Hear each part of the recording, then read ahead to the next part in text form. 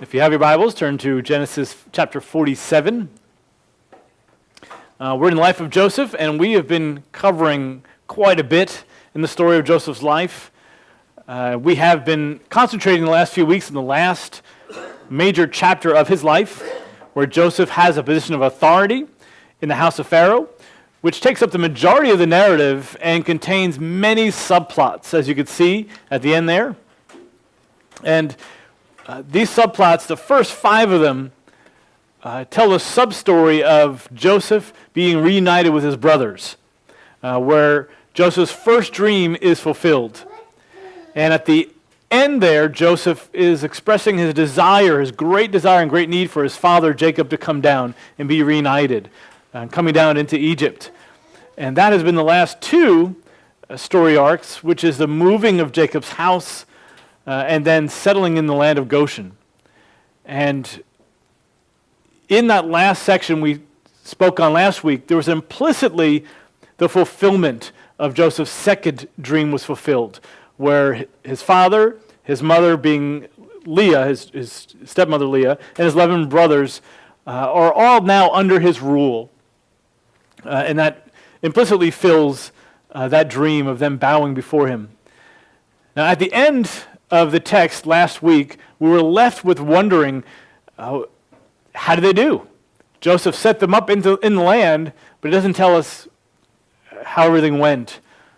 So that is where the text now turns this week, where we're going to read about 2 nations in the remainder of chapter 47, which is 13 through 31. And in this section, there are 3 parts within this section concerning the 2 nations that are in the land of Egypt. The first section records the changes to Egypt, verses 13 through 26. Now, in order to understand this text and the emphases that's in it, we need to read the previous 2 verses to get the context. Verse 11 and 12 of chapter 47 say, "So Joseph settled his father and his brothers and gave them a possession in the land of Egypt, in the best of the land, in the land of Ramses, as Pharaoh had ordered. Joseph provided his father and his brothers and all his father's household with food according to their little ones." So in this summary verse that ended our section last week, there's 3 major things that it stresses. Number 1 is that Joseph gave them a possession in the land. They now own property there in Egypt. Number 2, he gave them the best of the land. Now what for? I mean, wouldn't any old plot do? Well, he needed that particular kind of land because they had all their herds and all their cattle with them and their flocks. And so the land of Goshen was good for herds and herding. And then number 3, Joseph provided food. And he provided at no cost during this famine for all the family and all of the little ones. So it implies that they had different portions according to the size of their family, so no one would be left out. So just to say and reemphasize, this text emphasizes 3 things. Number 1, Joseph gave them land to own. Joseph gave them the best of the land for their livestock. And Joseph provided them with food. Now with all that in mind, I want to turn now to the text at hand, where we're talking about the changes in Egypt. The first change that occurs, the first process of that change, is the exchange of silver for food. Verses 13 and 14. The text reads, "Now there was no food in all the land, because the famine was very severe, so that the land of Egypt and the land of Canaan languished because of the famine. Joseph gathered all the money that was found in the land of Egypt and in the land of Canaan for the grain which they bought, and Joseph brought the money into Pharaoh's house." So what we see here, the famine is severe in both lands. There's no food at all, and they are languishing, it says, meaning to be weak, to be desperate. And at this point, we don't know how many years we're into the famine. We don't know how long this has lasted. The exchange of food for money, for silver, for precious metals, probably lasted the majority of the 7 years. So we're probably a few years in here. And Joseph is filling Pharaoh's treasury. And notice, he's not greedy. It's not taking it for himself. He's working for Pharaoh. He's doing a good job for Pharaoh, for his boss. And notice it says all of the money, literally it says all of the silver that are in the land of Egypt and the land of Canaan. It communicates that Pharaoh is becoming extremely wealthy because of the wisdom of Joseph. And it says that for the grain which they bought, and Joseph brought the money into the house, it says that Joseph gathered all the money that was found in the land. The word found there, it means to find something that involves seeking it out. It conveys the idea that the people fervently looked for any kind of money. They rummaged through and got every last penny. It really shows that this is desperate times, and all of the coins, all the precious metals have been depleted, and have gone to Pharaoh. So once the precious metals are gone, then what do? What do you exchange of livestock for food? Verses 15 through 17. So we're seeing a progression here. And in verse 15 through 17, or part of 17, it says, then the money was all spent in the land of Egypt and in the land of Canaan. All the Egyptians came to Joseph and said, give us food, for why should we die in your presence? For our money is gone. Then Joseph said, well, give me your livestock, and I'll give you food for your livestock, since your money is gone. So they brought their livestock to Joseph, and Joseph gave them food in exchange for it. And we'll stop there for a second. So the money's gone, what are you going to do? In that culture, bartering was common. So Joseph suggested that they sell their livestock. He'll take livestock for food, in exchange for food. And notice the people, when they're coming to Joseph for that answer and for that deal, it said, give us food, or why should we die in your presence? You have food, we have a need, let's come to some kind of arrangement. But notice they're using really strong language as far as, if we don't do this, we're going to die. It shows that this famine is very severe. It's literally a matter of life and death. But Joseph doesn't just give them food, because there's still things to barter. They still have things of value. So Joseph will accept livestock as payment. It's very interesting, because I wonder what the exchange rate is for these different animals. But as a side note, notice that Joseph had taken all the money from Canaan and Egypt, but yet it's only the Egyptians who come and make a deal. I wonder what happens with the Canaanites. I'm assuming that they can't bring all of their animals down for food. It'd be just too much and too difficult. And I imagine that a lot of them perished. Okay, so verse 17, if we pick it back up, it said that they exchanged, Joseph gave them food in exchange for, first, the horses. Now horses, this is very significant that it starts off here. Horses were very valuable. They were very costly. And they're associated with the Egyptian aristocracy. They're also associated with war and international trade. But horses were only used by the wealthy. They were primarily used for travel with chariots. Both you can see it here and in here, these chariots. But they could be used to plow fields, and people could ride them. But most often they were used for chariots. So what this tells us right off the bat is it shows that the wealthy in Egypt, not just the poor, but the wealthy and the regional rulers who had horses, they had run out of money as well. And they had to exchange their horses, their livestock. Well, second, besides the horses, they also exchanged the flocks. This will refer to sheep and to goats. The flocks and sheep and goats were used for milk, for food, for clothing, but it was commonly eaten by the common man. The more wealthy kind of put their nose down at sheep and goats. They ate beef. So this was kind of the common man's food. But also beef was then traded in. The herds, that specifically refers to cattle. And this is where cattle was very expensive. It was really only eaten by the wealthy, or the common people would do it maybe a few times a year during special occasions. But dairy was also, cows were also used for milk and for dairy products. And then they also exchanged their donkeys. Donkeys were used for travel, for plowing, and for carrying loads. So what we see here is that a variety of livestock that were valuable, that were useful for survival, had been taken from the people and now being moved over into Pharaoh's possession. And the text continues to say, and he, Joseph, fed them, the people, with food in exchange for all their livestock that year. So it implies that over the course of that year, particularly all the livestock went to Pharaoh, exchanged hands. And thus, the important thing is because that happened, those animals were kept alive because Pharaoh had the means to take care of them. He had the grain. He had everything that they needed to stay alive. If they stayed with the people, they would have all perished. And the amount of livestock and animals that could be used when the famine was over would have greatly diminished. And they wouldn't be able to sustain the national life in years to come without these animals. So the animals were kept alive and they were saved. And thus, by that happening, it's also being in preparation of saving the people. So, did you notice an animal that's usually associated with Egypt that is missing? What about the camel?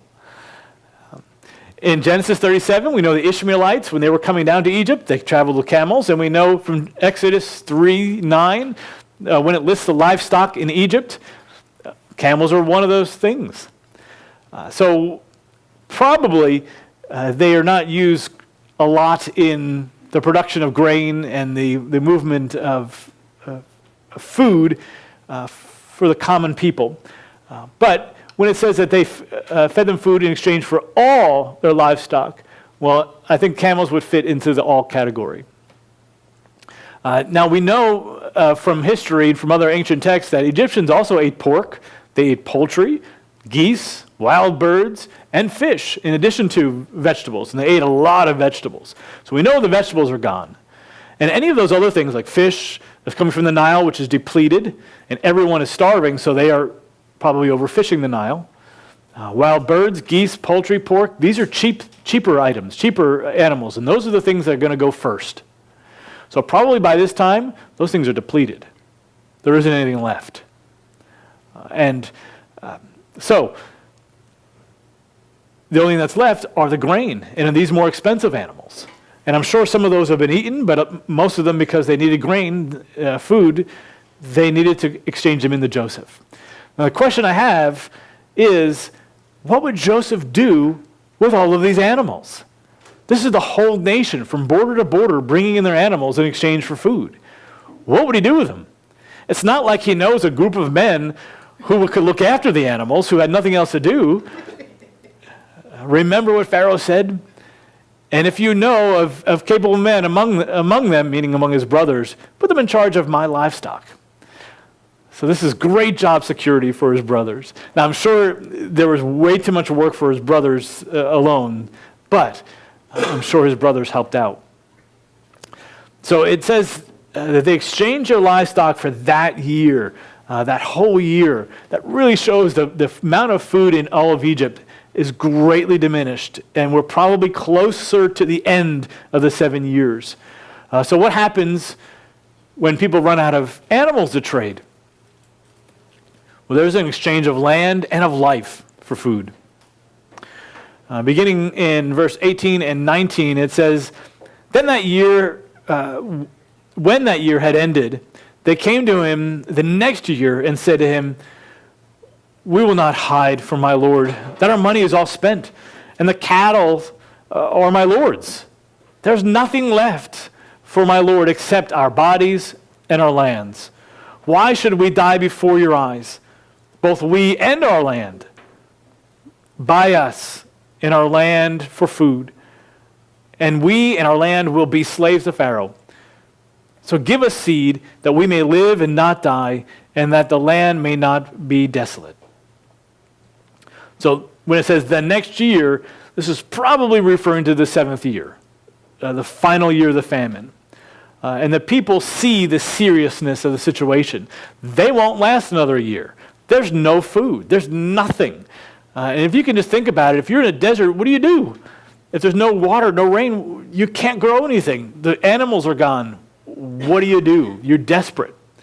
And they're humble here in their situation. They realize the seriousness of it, and they're humble. They said, we won't hide.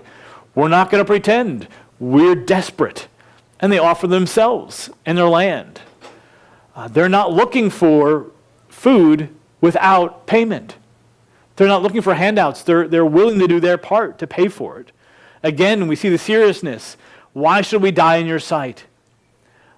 The famine is a matter of life and death. And notice it says, take our bodies and our lands. They have no grain to eat and no grain to plant new crops. The land, if they didn't get help, would become desolate. The word desolate there means devoid of life. Life is cut off. Now, that would mean plants, animals, and people. The nation of Egypt wouldn't be able to sustain itself. They wouldn't be able to continue. So, entering oneself into slavery was a common last resort in the ancient world. Though this sounds harsh to our ears, in this situation, it was beneficial for them.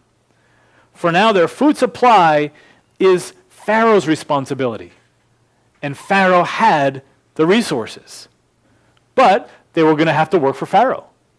Again, it wasn't just receiving a handout. They had to work. They were going to work. They were entering into a working contract.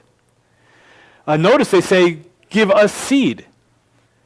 Now, why doesn't it say, give us food? It's give us seed, one, to eat, but two, so they can work, so they can plant it, so they can get a harvest. They, by this time, would know about Pharaoh's dream and Joseph's plan that it would last for 7 years. So here we see the value of working for one's living, for one's food. And that principle, that's echoed in Paul. In 2 Thessalonians 3:10, where it says, for even when we were with you, we used to give you this order. If anyone is not willing to work, he is not to eat either. We are designed to work. God told Adam and Eve to tend the garden before the fall. We were designed to use our hands and to work in God's creation to bring about its fruitfulness and then to enjoy it. So, Joseph was given a proposal by the people. How does he respond? Verse 20 says, so Joseph bought all the land of Egypt for Pharaoh, for every Egyptian sold his field, because the famine was severe upon them. Thus the land became Pharaoh's. As for the people, he removed them to the cities from one end of Egypt's border to the other. Now, the political climate at this time in Egypt, it had a feudal system, something like a feudal system, where there was 42 regions where nobles ruled in the regions, and they had great power and great influence. Pharaoh couldn't just do anything he wanted. And in fact, a lot of times Pharaoh tried to get more of the support of the people so he can get things done. But when even the nobles had to sell their land for food, away goes their power and away goes their influence. So this is a major national change as far as how the government's run. Where now Pharaoh, who at this time is Sesostris III, now has full authority and ownership over all of Egypt, which hasn't happened for many years. Notice the text says from one end of the border to the other. So this is now he owns everything.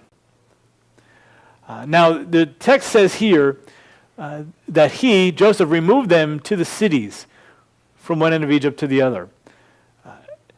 That is a very difficult thing to interpret, and scholars have debated about it forever. And there's some ancient texts that actually say he enslaved them as slaves instead of he removed them to the cities. But it seems to me best that the text is actually saying that he removed them to the cities, meaning they're living throughout their lands. living throughout the countryside, how can they receive grain?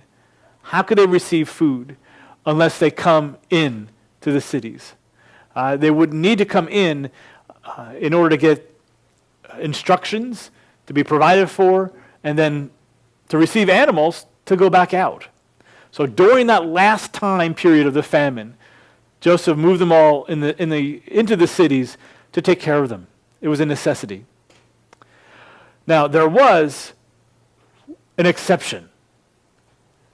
Verse 22 says, only the land of the priests he did not buy, for the priests had an allotment from Pharaoh, and they lived off the allotment which Pharaoh gave them. Therefore, they did not sell their land.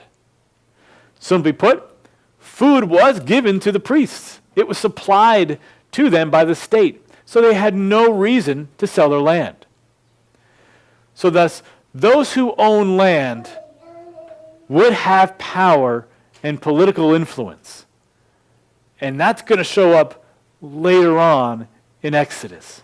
That's going to be important later. Verse 23 continues and says, then Joseph said to the people, behold, I have today bought you and your land for Pharaoh. Now, here is seed for you, and you may sow the land.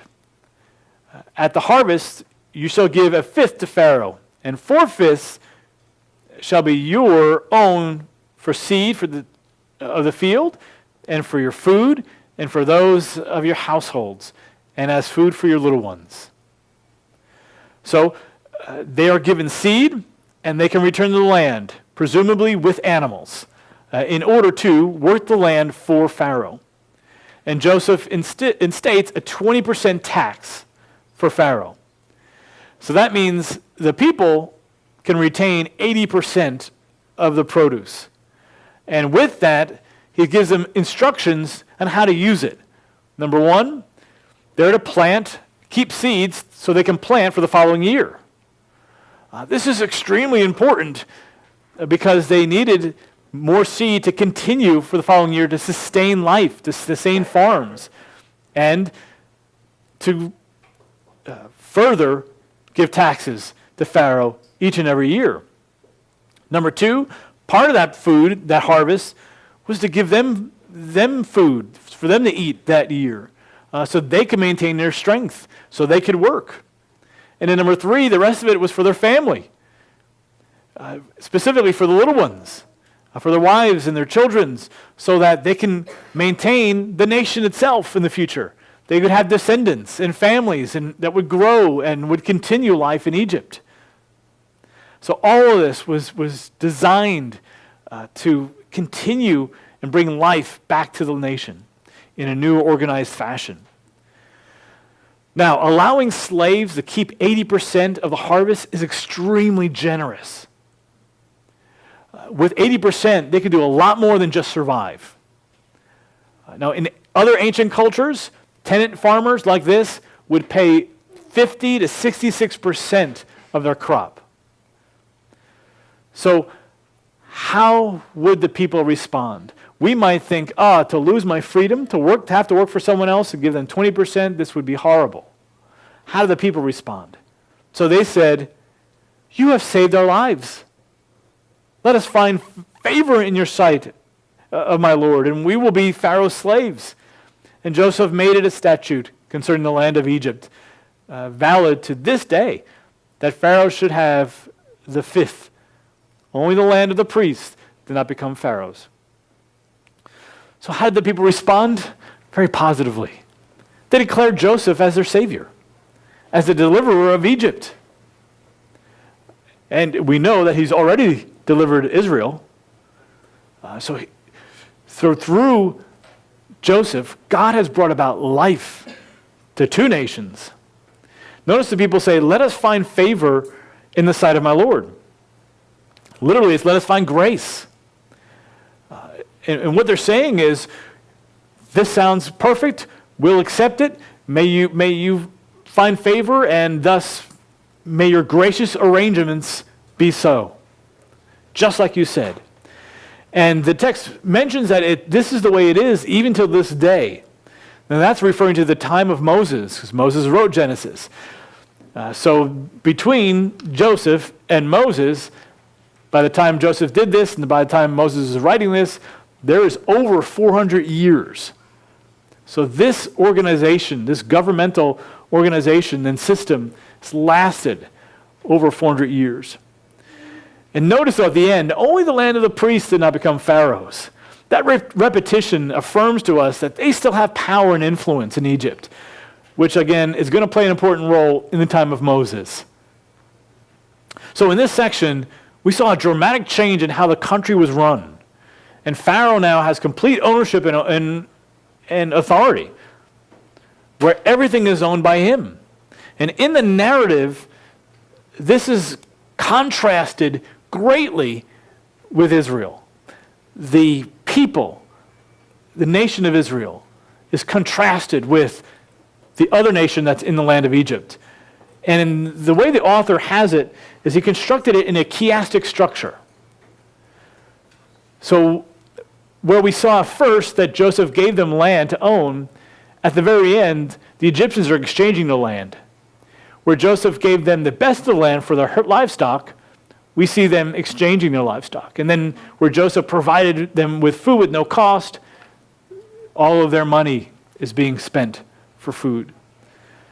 So we see that Joseph's provision is then in reverse order taken away from the Egyptians. Now that's the first section. In the second section of this passage, of talking about the two nations, we see this great contrast repeated and affirmed, where we read about the fruitfulness of Israel. In verse 27, it says, "Now Israel lived in the land of Egypt in Goshen, and they acquired property in it, and were fruitful, and became very numerous." They acquired property, meaning while all of Egypt lost their land, Israel, foreigners, took possession of land. They were fruitful. The word for fruitful usually refers to the reproduction of animals and or offspring of people. And here's probably a combination of both. Because they were well fed and they were in the best of the land, they were multiplying, both in their property and in their descendants. And the text emphasizes, and they became very numerous. And remember, this was a small band of 70 people who came direct descendants, probably close to 100 people, but very small compared to a nation. They're becoming very numerous. We see here that God is causing them to become a nation. So while the Egyptians had to spend their silver, Israel was fed free of charge. While the Egyptians bartered their livestock, Israel was multiplying theirs and possibly taking care of Pharaoh's newly acquired stock. And while the Egyptians sold their land and their lives, Israel had the best land and they were multiplying in freedom. This brings us to the third section, and it answers the question, is this their new home? Is this where God wants them? It's clear that God's favor is upon Israel and that nation, and He's providing for them in this land. So is this the new land? Is this the promised land that He's going to keep them? Has God changed His mind? That question brings us to the third section where we see Jacob preparing for the future. Verses 28 through 31. Verse 28 says, Jacob lived in the land of Egypt 17 years. So the length of Jacob's life was 147. So notice 17 years. Jacob lived 17 years in Egypt, where Joseph took care of him. It mirrors the 17 years that Jacob took care of Joseph in the land of Canaan. Chapter 37, verse 2. It reflects an important value of God's people, of taking care of the elderly, of this cycle where parents take care of their children, and then children are expected then to turn around and take care of their parents in the old age when they can no longer do it. And it's a great honor and value among Israel and among the church. Verse 29 continues and says, And when the time for Israel to die drew near, he called his son Joseph and said to him, Please, if I have found favor in your sight, I want to stop there because we have seen that phrase before, and it's an important phrase, if I found favor in your sight. We saw that earlier when the people who were subordinates came to Joseph and said, let us find favor in your sight, and we will be Pharaoh's slaves if it's agreeable to you, and you will answer our requests, you will fill that, you will do that. To find favor, to find grace in your sight. This is a polite request of a subordinate party to a superior party. Now this is important because who is superior, the father or the son? It's always the father. So for Jacob to come to Joseph this way, this is really changing things and making things in a reverse order. Joseph is being placed in that position of authority. In a position of power, Jacob is humbling himself. And he's recognizing Joseph's position. He continues, and Jacob continues and says, now place your hand under my thigh and deal with me in kindness and faithfulness. Now that sounds kind of weird, to place your hand under my thigh. That was a custom that's associated with a solemn oath. The thigh was a private portion of the body, so that's to place one's hand under the thigh. It conveys the deepest and most serious of vows. So something, whatever Jacob's about to ask him, this is extremely important to him. And he says, deal with me in kindness. That word for kindness is the Hebrew word chesed. It means covenant loyalty, loving kindness that doesn't cease. It's faithfulness. And then he adds, and faithfulness, which that word means with truthfulness. With truth. Deal with me. So this is a major request, what he's about to make. So what is it? What does he say? Please do not bury me in Egypt. But when I lie down with my fathers, you shall carry me out of Egypt and bury me in their burial place. And he, meaning Joseph, said, I will do as you have said. And Jacob, he said, swear to me. So he swore to him. Joseph swore. So when Jacob says, don't bury me in Egypt, this is something that's really heavy on his mind. And he says, when I lie down, this is a euphemism, meaning when I die. When I die, like the rest of my fathers, please carry me out of Egypt and bury me in their burial place. He doesn't want his resting place to be Egypt. So when he dies, as his fathers have, Jacob requests that Joseph bury him in Canaan in their family tomb at Machpelah, which is right outside of Hebron. The exact location is unknown, but it's in this area here where they were from.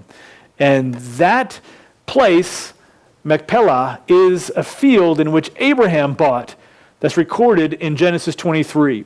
And we know from the record of Genesis that at least Sarah is buried there, Abraham is buried there, and Isaac is buried there. And we don't know, probably other people are as well. But he makes Joseph swear to him. It's a second time, not only with the hand, but also he says it again, swear to me. He wants to hear that. It's emphasis that this is really a serious request. So what is so extremely important for Jacob to be buried there? Well, a family tomb and being buried in the land, it ties the generations together and further strengthens the family claim to the land. If that's where your ancestors are buried, that's where you're from. So by doing this, by claiming this, by making Joseph swear and promise, Jacob is acknowledging that Egypt, they have it great in Egypt now, but this is not their home. This is not the promised land. Jacob is acknowledging God's promise to return the people. Remember, God said, I'm going to make you a great nation there in Egypt, but I myself will lead you back. That was a promise, and it was emphasized that he would have to show himself strong in order to bring them back. So there's an emphasis on the land that shows Jacob's connection to the promised land. which is the point for the original readers. Remember, the readers here are those who are led out of Egypt by Moses. And they're in the wilderness, and they're suffering. And they have lived for 400 years in Egypt. And so they have to ask the question, why move? Why can't we just stay here? We've been here for 400 years. Now, 400 years, that's more than our country has been in existence. That's an extremely long time. So the temptation for Israel would be just to stay in Egypt. But they too need to live in light of what God has promised. And need to know that this is where God has placed them and where they are to be in the land of Israel. So verse 31 ends by saying, "Then Israel bowed in worship at the head of the bed." Now, the wording here in Hebrew is more ambiguous than what this translation has worded. The word for bow down, it has a range of meanings, one of which can mean to bow down in worship of a deity, worship of God. But it also can mean to bow down signifying respect or honor to an authority figure. In Genesis 33, Jacob, when they're returning from Padan Aram, he bows down before Esau, as does all of his family. Also, in Genesis chapter 42 and 43, the brothers bow down before Joseph. They don't know it's Joseph, they just know it's a ruler of Egypt. They bow down in homage, in respect, and in honor.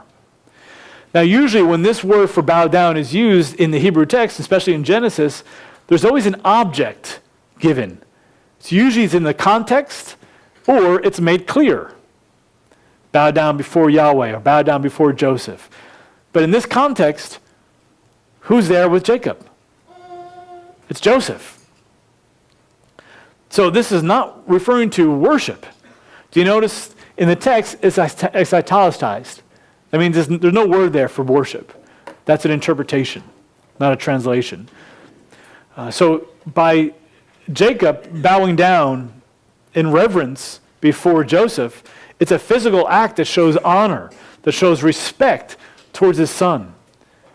And it's showing gratitude, humility, and the recognition of the great man that Joseph has become.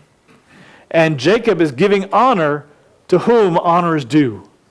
And he's doing that before he dies. This is literally a fulfillment of the sun and the moon, and now all 11 stars bowing down. And the same word for bow down is used in the dream, is used here in our text. It wraps up that story. Because do you remember in chapter 37:10, when Jacob heard about Joseph's dream, he said that he related it to his father. Joseph related the dream to his father and to his brothers, and his father rebuked him and said to him, "What is this dream that you have had? Shall I and your mother and your brothers actually come and bow ourselves before you to the ground?" We saw there a not so shining moment for Jacob as he doubted the dream that God had given him. So in this text, that is all finished. That's been reconciled. That has been rectified. That has been corrected. And yes, in fact, he is consciously bowing down before Joseph. And here we see, not implicitly, but explicitly, that dream being fulfilled. Now there's a second issue, interpretive issue in this text, and it has to do with the word bed. In Hebrew, the letters that are used for this word is MTTH, ta. And in Hebrew, the original text has no vowels. You have to add them in. And some Hebrew manuscripts have the word mitah. So later Hebrews put those vowels in, and it signifies bed. But the Greek translation and the Syriac translation, they put in different vowels, mate, which means staff. And in fact, the author of Hebrews says, by faith, Jacob, as he was dying, blessed each of the sons of Joseph and worshipped, same word, that's in Greek, but in the Greek translation of the Hebrew text, the same word there, leaning on top of his staff. So it's clear that the author of Hebrews thought the original was staff and not bed. And it makes more sense. If he was leaning on the head of his bed, that is more of a modern thought of what a bed was. In the ancients, a bed was a mat. It didn't have a head. It didn't have a headboard or side unless you meant head as far as the edge. But how do you lean on the edge of a mat? But you can lean on the edge of a staff. And staffs have further significance because a staff is a symbol of a family authority, the family rule. So this is, again, a symbolic act of honor where Jacob, as being the head of the family, is honoring in bowing down before Joseph. So that brings us to the end of the two nations. So now let's look at the applications. Number one, neither Joseph nor the people expected or wanted food without payment. They were willing to give their money, their possessions, their land, and even enslavement for food. This value of working for one's wage is echoed in Paul's writings and is part of God's design for humanity. God's people know that the world does not owe them anything, and they are not looking for handouts. Number two, Joseph wisely instructs the people to use a portion of the seed to reinvest in a new harvest for the future, from which they will pay Pharaoh, a second portion to eat themselves, to maintain their own strength, and a third to feed the families under their care. The pattern is using resources wisely for present needs and the needs of family, planning for the future, and paying those whom payment is due. Number three, in this passage, we see Joseph working hard to benefit Pharaoh. At the same time, in allowing people to keep 80% of their harvest, we see Joseph's compassionate generosity towards the suffering people. Therefore, in Joseph, we see a beautiful balance of work ethic and valuing people. Number four, in these events, we can see God's amazing plan to enrich and multiply the people of Israel. In Jacob's bowing gesture, we see Joseph's second dream fulfilled explicitly, showing God to be faithful to his promises. In Jacob's request to be buried in Canaan, we see Jacob's living according to God's promise to return his house to the land that he promised. Together, we cannot always see God's plan, but we can trust that he is good and he will fulfill his promises. And then finally, number five, Jacob honored the great man and leader that Joseph had become in a bowing gesture that demonstrated his gratitude and respect before he died. He is giving honor to whom honor is due. We do not have to wait until our deathbeds to acknowledge and honor the great men and women of God in our lives.